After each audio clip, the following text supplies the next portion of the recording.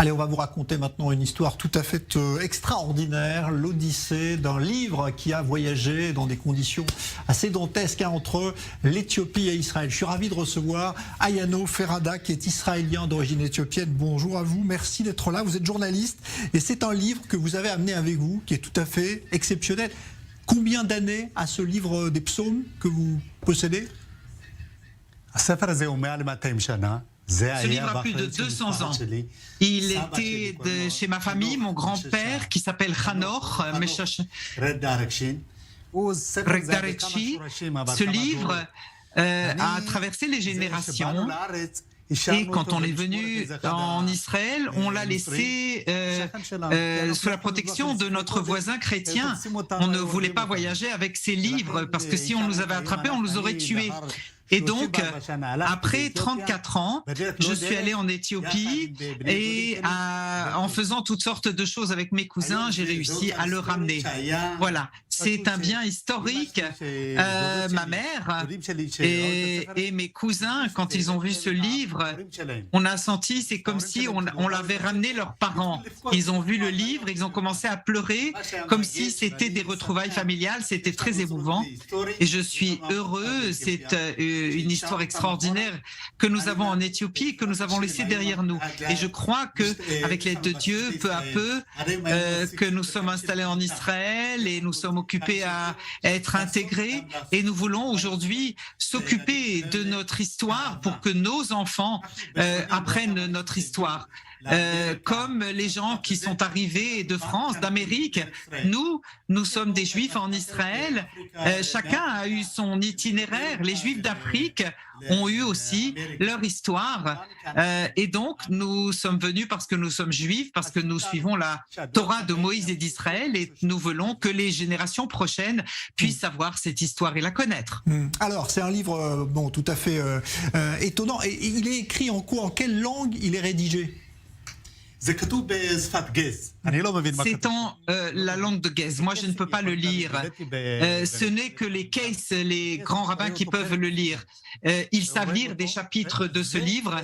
Et ça, voilà.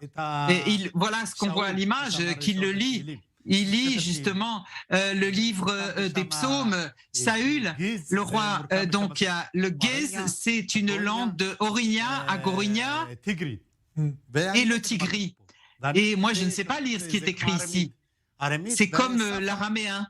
Et c'est une langue qui a été utilisée comme langue sacrée.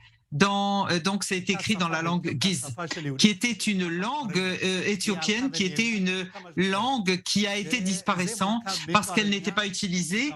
Et donc, c'est du Parignan, Agonian et le Tigri. Alors, qu'est-ce que vous allez faire de ce livre? Parce qu'il a l'air très fragile. Est-ce que vous voulez le mettre dans un musée? Comment vous allez le conserver? Parce que c'est un véritable trésor. Oui, c'est un trésor historique que nous voulons préserver. Il y a plusieurs choses qu'il va falloir réparer et je veux le montrer à mes enfants pour qu'ils aient la fierté de leur histoire. Mes enfants, quand ils ont lu ce livre, ils venaient constamment l'embrasser, ce livre. C'est ça qui est important pour moi, pour nos jeunes, pour ceux qui sont venus de la communauté Beta Israël d'Éthiopie. Il faut qu'ils sachent qu'ils ont une histoire, que nous sommes le peuple du livre avec une histoire, et cette histoire qui doit être transmise aux prochaines générations. Et nous allons, au fil des années, l'amener à un endroit où les enfants pourront le voir, le toucher et sentir concrètement et spirituellement quelle est leur histoire et leur origine. Celui qui a gardé ce livre pendant toutes ces années en Éthiopie, quand vous y êtes retourné pour le chercher, est-ce que vous étiez sûr qu'il l'aurait conservé? Ou est-ce qu'il y avait un doute? Ce livre porte le nom inscrit de mon grand-père. Et mon grand-père, Hanor, savait lire Gez et tout autre de lettres, d'autres langues. C'était un génie, il était très impressionnant, mon grand-père.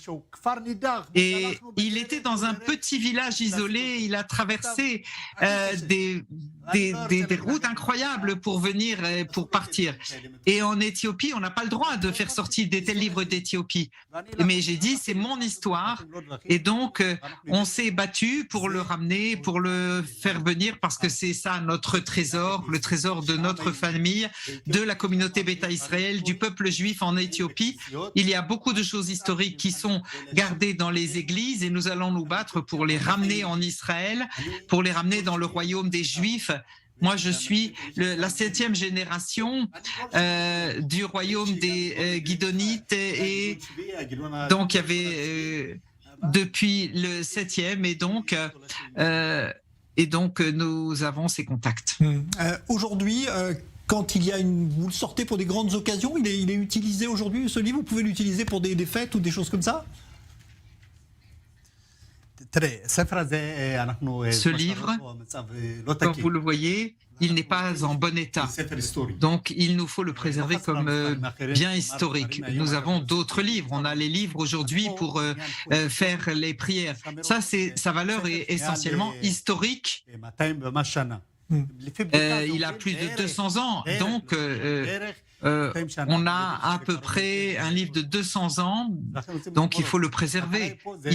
Et l'objectif ici, on a les livres de prière nécessaires. Non, on veut rassembler ces objets historiques pour que nos enfants puissent savoir d'où ils viennent. Eh ben voilà, c'est un très beau témoignage effectivement d'amour et de lien entre ces deux cultures finalement éthiopienne et israélienne, celle à laquelle vous appartenez, Ayano Ferrada. Merci d'être venu avec cet exemplaire. C'est vraiment tout à fait émouvant de voir cela. Merci d'avoir été notre invité. Puis on espère que vous allez le conserver encore très longtemps avec nous. Merci beaucoup, Ayano. Merci beaucoup. Merci.